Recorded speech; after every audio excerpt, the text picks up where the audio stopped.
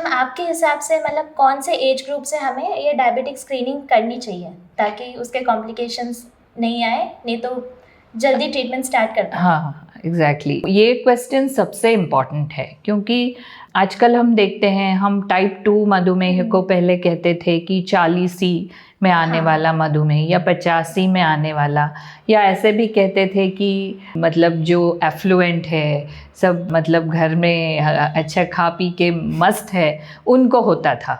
तो ये एक इसको बड़प्पन भी समझा जाता था कि चलो एक जीवन शैली, थोड़ा शुगर प्रेशर तो होगा, अगर आप खाते पीते घर से हो तो थोड़ा हो जाएगा। लेकिन आजकल हम ये समझते हैं कि ये गलत बात है, ये डिज़ीज़ होना ही नहीं चाहिए।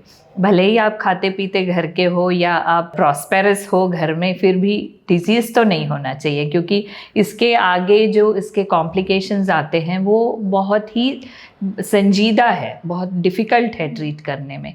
तो इसलिए हमको आजकल तो ऐसे कह नहीं सकते कि आप 40 के बाद स्क्रीन करो। स्क्रीनिंग तो मुझे लगता है इवन स्कूल गोइंग चिल्ड्रन से भी शुरू करनी चाहिए, बच्चों से भी शुरू करनी चाहिए। फिर हम एक पर्टिकुलर सेट ऑफ लोगों को थोड़ा हाई रिस्क मानते हैं।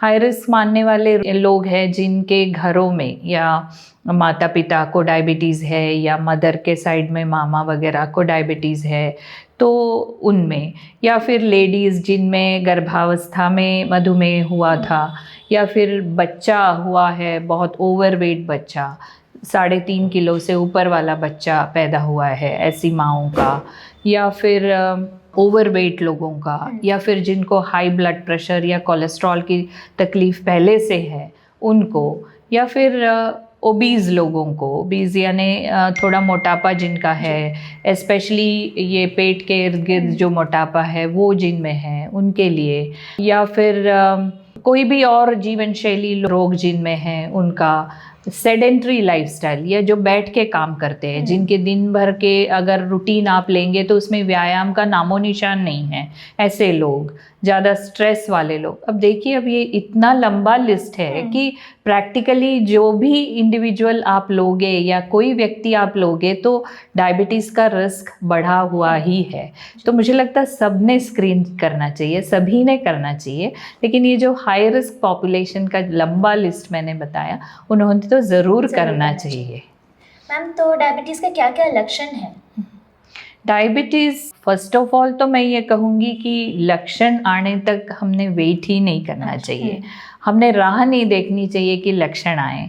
एक लक्षण है बहुत थकान होना, बहुत प्यास लगना, बहुत ज़्यादा यूरिनेशन होना, या फिर वज़न घटना, कारण न होते हुए वज़न घटना, या फिर जेनिटल इन्फेक्शन, स्त्रियों में विजाइनल इन्फेक्शंस या पुरुषों में लिंग का इन्फेक्शन, ये सब भी मधुमेह के लक्षणों में आता है।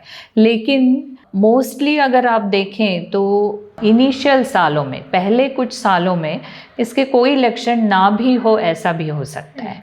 तो आप स्क्रीन करते रहें। अगर लक्षणों के साथ मधुमेह ध्यान में आता है या डायबिटीज़ डिटेक्ट होता है, तो उसका मतलब है कि ये जो प्रोसेस है, मधुमेह तक चलने वाली जो प्रोसेस है, ये मे बी 3 या 4 साल से आपके अंदर हो रही हो। आप प्री डायबिटिक हो, उसके बाद में आप धीरे धीरे चल के डायबिटीज़ तक पहुँचे हो, तो इसलिए लक्षणों का इंतज़ार ही ना करें।